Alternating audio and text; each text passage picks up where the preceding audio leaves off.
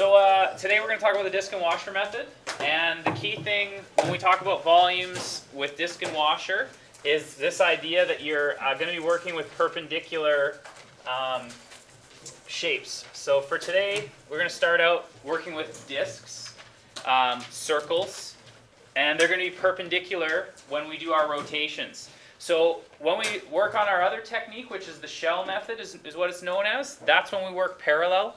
So today all you're going to work with is what we call perpendicular, and I'll show you in this first example how to recognize it. So basically we're going to start by putting this graph onto our sheet.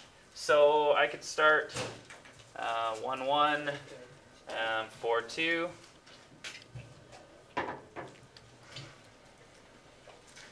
So roughly that's what the square root graph looks like. And now to produce volumes, this is the tricky part. It's always hardest to get the picture in this section. The integrals are usually easy. But basically what we want to think of is if we rotate this around the x-axis, so I go around and around, one full revolution, what kind of shape do you think, if this is the line that I rotate, what do you think's what's it going to look like as I rotate this around? Like a cup, yeah, or a cone. Both those would be good ways to describe it. You know, like when someone holds like a megaphone, kind of like, I guess maybe something like that. But, you know, I mean, I can't really do justice to a three-dimensional graph. But basically, once you've rotated this around, you're going to see it look as sort of more like a cone.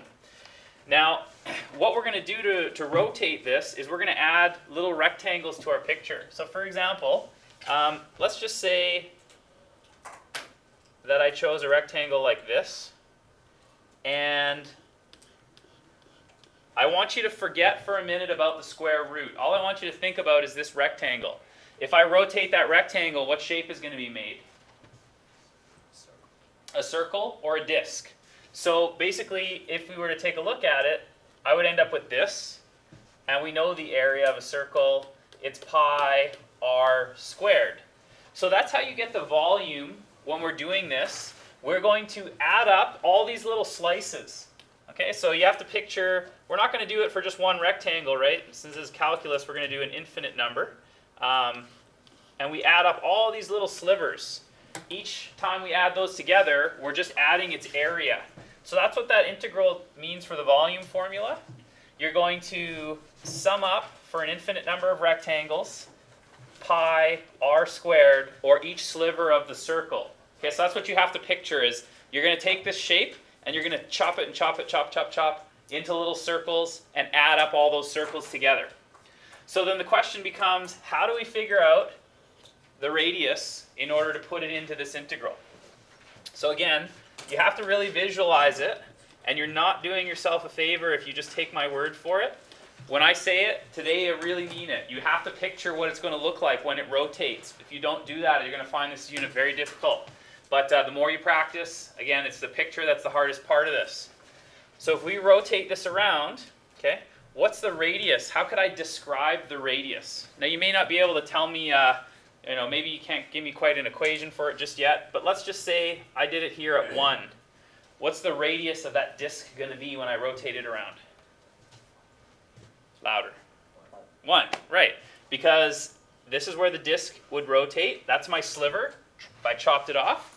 So this here has a radius of 1 because I know it touches the curve there. Okay. What if I was at 4? What would the radius of that disc be? 2. Good. So then we get to numbers that aren't quite as nice. Like what if I was at 6 here? If I'm at 6, what's it going to be for the radius here? Root 6. Okay. So we've got a way now to describe every radius as we slice this up. So the radius as a function of x is the square root graph that we bounded it by. Okay.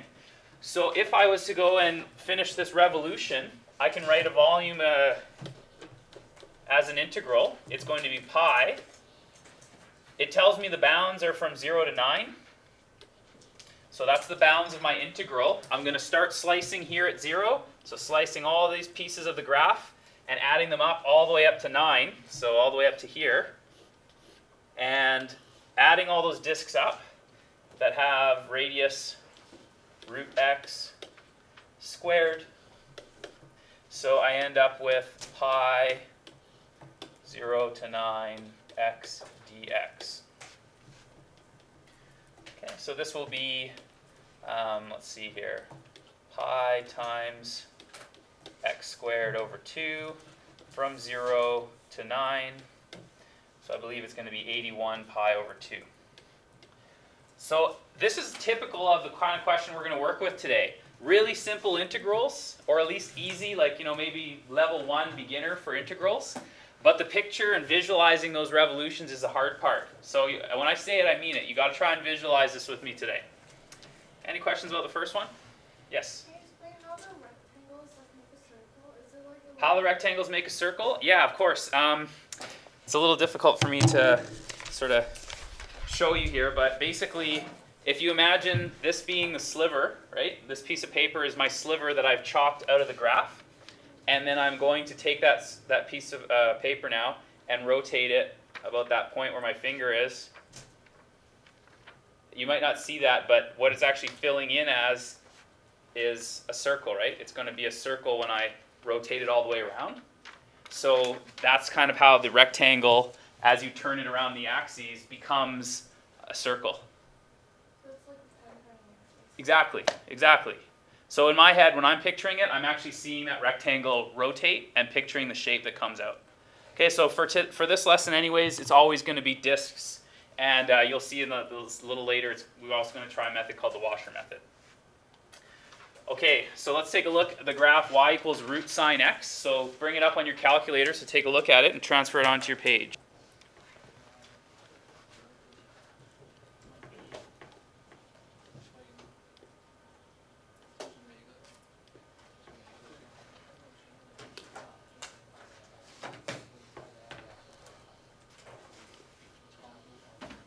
Okay, so there's my best artistic rendition. It's kind of like a semicircle. It looks sort of like maybe one part of the sine graph when we do this. And again, we're going to rotate it about the x-axis this time. And it tells me my bounds are from 0 to pi. So you're going to picture taking this and rotating it around. So what would you describe this as? If you visualize it spinning around the x-axis, what do you get? Kind of like a sphere. It's not going to be quite a sphere because it's a sine graph, but it's pretty close to a sphere. So let's try this one here. We need to figure out, by starting with a good picture, we want to draw the disk. Now, one thing I didn't mention the last time, okay, well, one piece at a time here. The other reason I'm showing you the rectangle is to remind you who you're integrating with respect to. So what's the width of this? Let's just say, it's kind of hard dealing with pies here, but the width of this rectangle, maybe in this picture it's 0.1, right? I'm measuring it off the x-axis. But the point is that I'm measuring it off the x-axis, so when we shave it into an infinite number of pieces, its width, so it's going to be dx, little infinitely small changes in x that I'm slicing. That also reminds me that when I'm doing my integral, it's with respect to x. So we may change it up on you. You may rotate it around the y-axis, or you may change it. You may see that your rectangles are no longer width. Maybe it's height that's changing. But we'll practice them. But for now, it's good to label your picture so you realize that you're doing it in terms of x. You just put the rectangle whatever you want it. Well, anywhere under the curve. I mean, if you like, you can look at it over here. That'll still suffice to draw your picture. Again, it's width that I'm slicing infinitely small, so it's dx that I'm dealing with. And what would you call the radius of this curve here? So we need to figure out, if we're going to do volume, what's the radius as a function of x?